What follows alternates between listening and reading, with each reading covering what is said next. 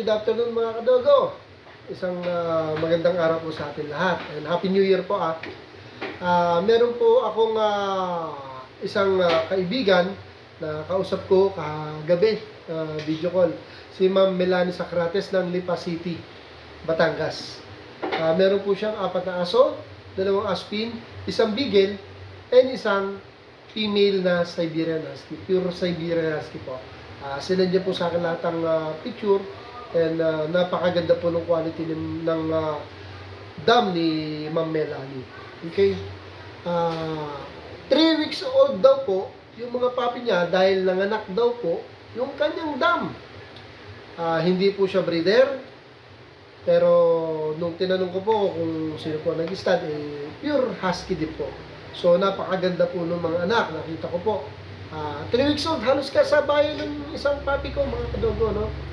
So, ang concern niya kasi, kaya niya ako tinawagan dahil nagtatanong siya. Actually, may tinanungan siya, hindi naman siya ini-entertain. So, feel free po sa mga gusto magtanong kung ano po ang kaalaman ko. Sasagutin ko naman po. Ako din sa experience ko bilang 9 years breeder and parent po. Okay? Ang concern niya po ganito, dahil sa 3 weeks old po yung papi niya, bakit daw po, pag dumudumi yung papi niya, ang lambot-lambot daw po.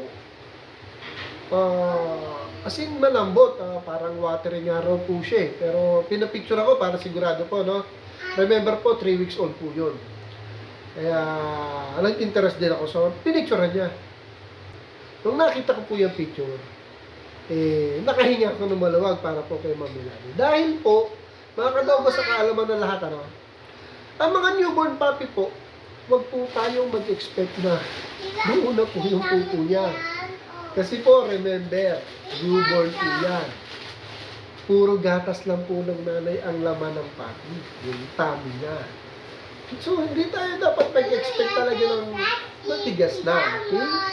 Yung pong pupo na pinakita ko sa inyo, normal po. Hindi po considered na watery yun. Okay? Malambot lang po talaga siya.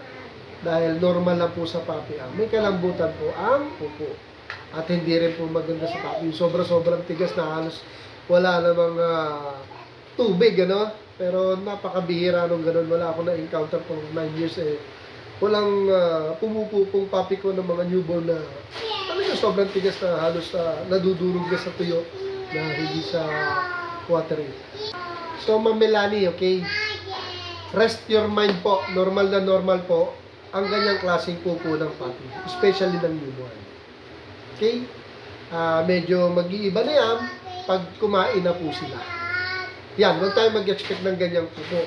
Dahil pag sila ay kumakain na, at mas naging watery pa dyan, ang pupo ng mga kumakain papi, medyo mag-isip-isip na po tayo at pa-check na natin sa mga professional dito sa sabi. Pero sa ngayon po, ang concern po natin yung newborn papi, 3 weeks old pa lang po yan. Normal po ang malambot ang pupo ng paping 3 weeks old. Okay? Basta po hindi pa kumakain ng solid food. Normal po na watery pa o malambot pa ang pupo ng ating papi. Huwag lang po yung solid na talagang tubig, ano. Pero, again po, inuulit ko. Sa experience ko po bilang breeder, wala namang gano'n. Kasi po, ang gatas po ng nanay is napaka-healthy. Sobrang healthy po ng gatas mismo ng dam. Kaya may protection po kagad ng papi. Lalo po yung paglabas ng papi, importante pong padedein natin sila yung unang dede. Importante yun. Napaka-solid ng content ng protection ng papi doon. Yung vitamina ng content ng unang gatas ng mama na paglabas nila dede, napakalakas po nun. Sobrang tibay po ang mangyayari sa katawan ng papi na kalalabas ng pag nakadebut ng gatas ng mama. So yun, Ma'am Melanie, sana makahimik na ng konti na iyong kaisipan. And sobrang salamat sa pagtitiwala mo sa akin. Dahil natanong niyo po ako. Ako po yung nagpapasalamat sa mga nagtatanong kasi gusto po yung nasasabi ko po yung kaalaman ko in a simple way bilang dog breeder for 9 years. Gusto ko mo makatulong sa ganitong simpleng paraan. At never po ako magsasabi sa iyo ng hindi po totoo. Lahat po ng alam ko, ituturo ko po sa inyo. Yung mga nakakabuti po, nalalaman ko sa experience ko, actual experience ko, yun po ang maririnig niyo sa akin. Kaya ikaw, Ma'am Melanie, okay na po yan. Normal na normal po yan.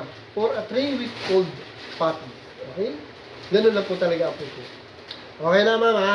So, chat-chat na lang tayo. May ka-chat na akong bago. Ito po, oh, meron ako dito. Ito. Say hello. Say hello. Hello. Oh, yan.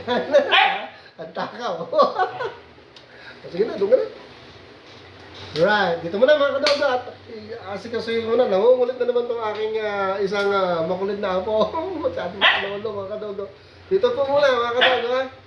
Okay, Ma'am Melanie, maraming salamat. Chat-chat tayo. Happy New Year to all. Bye. Thank you for watching.